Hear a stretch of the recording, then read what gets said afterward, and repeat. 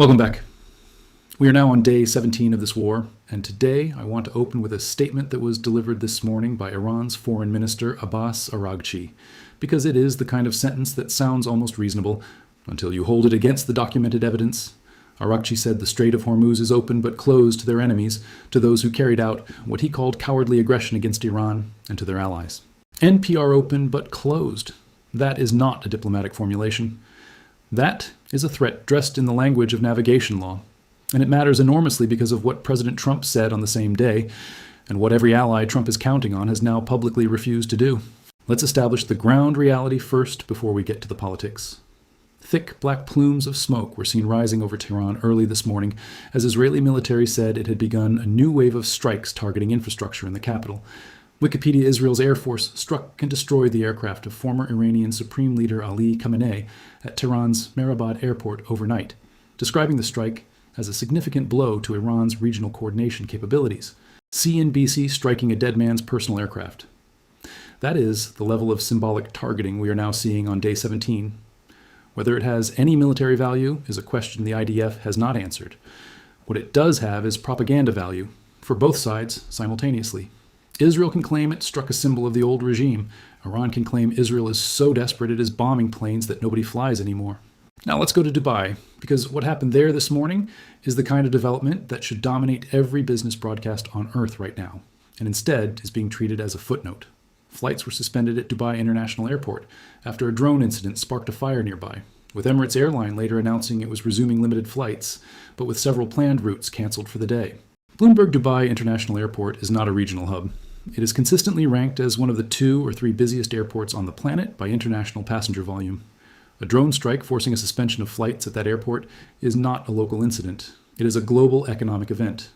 Every connecting flight, every cargo shipment, every business traveler routed through Dubai felt that this morning. And this is now a recurring pattern, not a one-off event. I want to spend time on the Hormuz coalition question today, because the gap between what Trump is saying and what his allies are actually doing has now become impossible to paper over with diplomatic language. No countries have yet committed to sending warships to the key waterway, which Iran claims is operating under special conditions. 0, not one confirmed commitment. Trump told reporters on Air Force One Sunday night that he is talking to approximately 7 countries about policing the strait, but declined to name any of them. Trump also said the Strait of Hormuz is something the U.S. does not need, arguing other countries should step in because it affects them more than America, adding that the U.S. could make the case it should not be there at all since the U.S. is the world's #1 oil producer. Al Jazeera. Read that back carefully. The President of the United States is simultaneously demanding allies send warships to the Strait of Hormuz and suggesting America may not need to be involved at all. Those two positions directly contradict each other. Either the Hormuz situation is urgent enough to demand an international coalition, or America can walk away because it does not need Gulf oil. It cannot be both at the same time. Now let's fact-check the European response specifically, because this is where Trump's coalition is most visibly falling apart. European leaders have rejected demands by Trump to help ensure freedom of navigation in the key waterway. NPR rejected. That is not a soft word. The UK's Energy Secretary Ed Miliband went on the BBC's Sunday programme and said Britain is exploring any options to help secure the strait. But then he added the critical qualifier. Miliband said the best and simplest way to get the strait reopened is de-escalate the conflict. CNN. That is a British cabinet minister telling the United States on live television that the solution to the Hormuz problem is to stop the war that America started. That is about as direct a diplomatic rebuff as the special relationship allows. Trump told reporters he is looking at about 7 countries for the coalition, but declined to give specifics on which countries they may be. TV Guide. 7 unnamed countries, 0 confirmed commitments. That is the current state of Trump's Hormuz coalition on day 17. And Iran knows it. Araghchi's statement this morning about the strait being open but closed to enemies is calibrated precisely to exploit that gap, offering non-American, non-Israeli shipping a theoretical pathway through while maintaining enough pressure to keep the coalition-building effort looking like it is failing publicly. Let's turn now to something Trump said this weekend that I flagged on this channel, and that deserves a full fact-check treatment today. Trump accused Iran on social media of being a master of media manipulation, using artificial intelligence to spread disinformation about its war gains. Trump posted without providing evidence that Iran was using AI to spread disinformation. Bloomberg. No evidence was offered, no specific examples were cited, no intelligence assessment was quoted. Now I want to be precise here.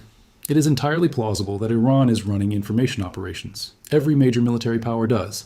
But the sitting president of the United States making a specific accusation about AI-driven disinformation without providing a single piece of evidence in the middle of an active war where information itself is a weapon is a claim that demands verification before amplification. We are not in the business of amplifying unverified accusations. We are in the business of asking for the evidence. Now let's look at what Iran has actually fired since this war began, because these numbers, now confirmed by Iranian officials themselves, tell a story that neither side's press operation wants to lead with.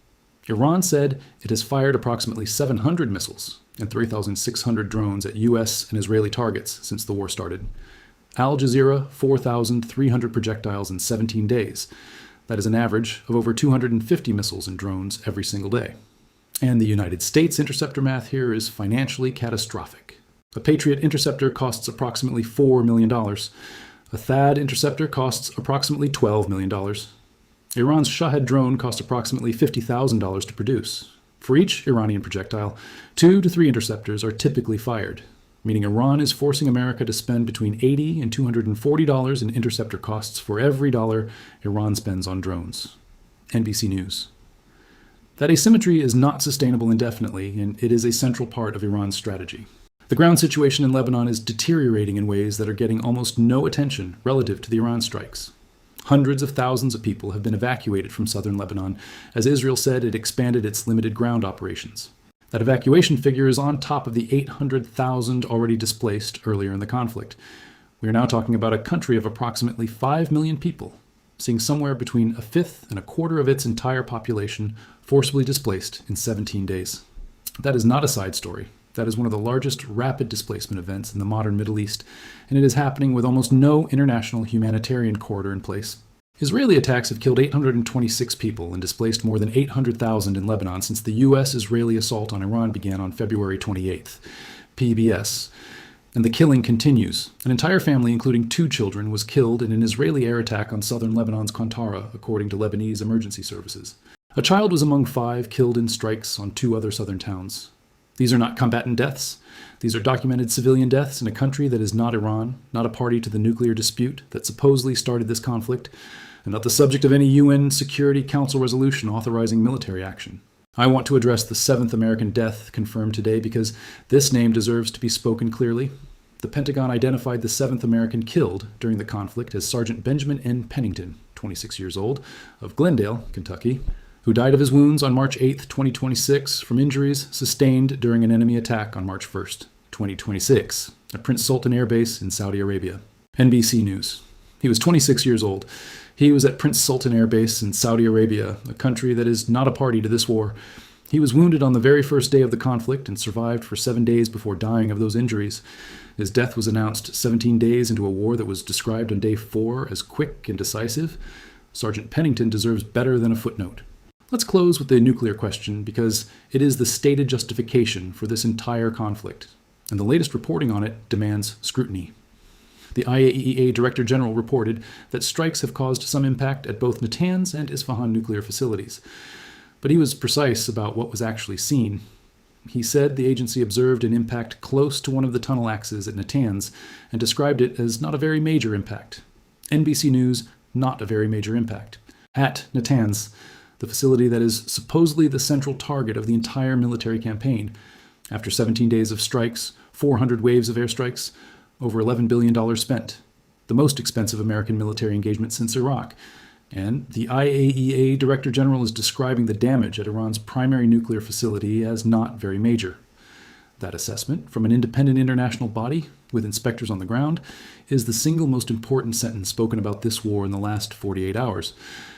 And it barely made a headline.